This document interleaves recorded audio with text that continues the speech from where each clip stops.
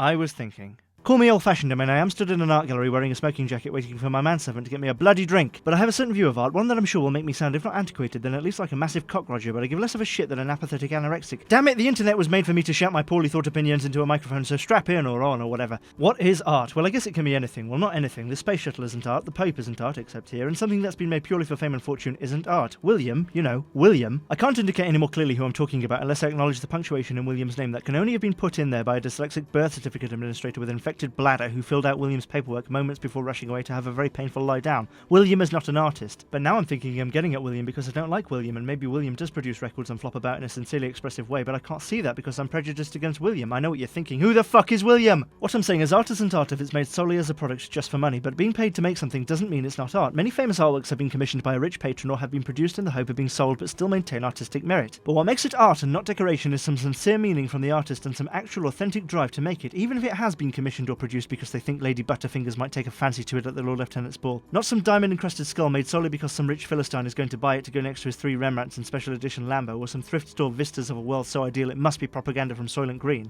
When I used to film and edit corporate videos, I wasn't producing art. I didn't wake one night in a sweat promising myself to take the AV world by storm by producing videos about what to do if you misspell suicide on your TPS report that are so subtle Robert Hughes and Lieutenant Columbo couldn't spot the irony if they were sentenced to endless viewing in a mind reprogramming theatre. But then all the technical skills I used to make that heap of offal might be used to make art, just as any skill might be, because I believe any skill can be used to make art. It really depends on intention, but admittedly being able to quickly grout a shower might not lend itself to much. But it could, why not? I'm not the art police, that's Facebook's job. You could be the world's first master grouter, grouting the Sistine Chapel in such a way open-shoed tourists with socks up to their arseholes might say, holy shit, God's fat and my bollocks, look at that lovely grouting, get out of the way, priest, that grouting! You know what, Shania, Tarkov, soliloquy, I'm changing my life, I'm becoming a grouter too. Well, I mean, probably not, but you know. Someone said once that they thought art totally bourgeois and decadent, and I'm not sure if it was Lenin or quite possibly Hitler, or maybe it was Will.I.Am. Shit, I mean William. And yes, I suppose it is if you're a survivalist counting the squares of toilet paper in your bunker, but I suppose after a nuclear war, toilet rolls are pretty decadent too. What's wrong with your sleeve? One of the proletariat and Tractor Factory 75 might say. What's that? Art? Get away, I don't need art, all I need is bread and tractors and portraits of Pavel Axelrod. Oh, I see. More often than that, though, I think art is charged with pretension, and I don't think it's always incorrect. I consider myself an artist, I just have a sense of humour about my work, except for Bilgewater, don't you ever try to say anything about that! But even the serious stuff I do kind of smile about, like Louis Theroux at a furry convention, or Tony Blair when you ask him anything about war crimes or say the word conscience. But whether you think making YouTube videos and writing unpublishable novels about the time I went to bed with my shoes on is art or not, I can emphatically say I've known quite a few people who consider themselves artists, and many of them were indeed so inside themselves they were starting to look spherical. And hell, I'm pretty self-involved. I spend all day in a smoking jacket or a windowless room putting on funny voices. Not funny voices if it's Bilgewater, that's a serious historical document,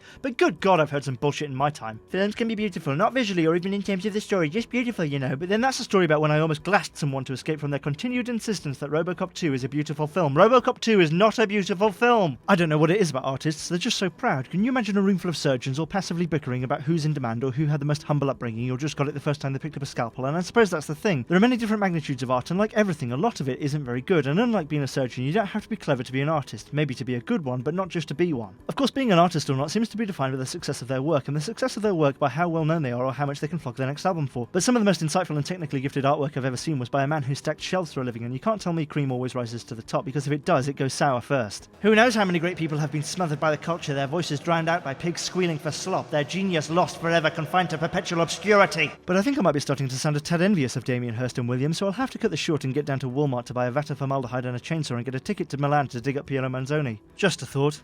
The question is what to do with the other half of his body. Well, there are hot dog vendors, even in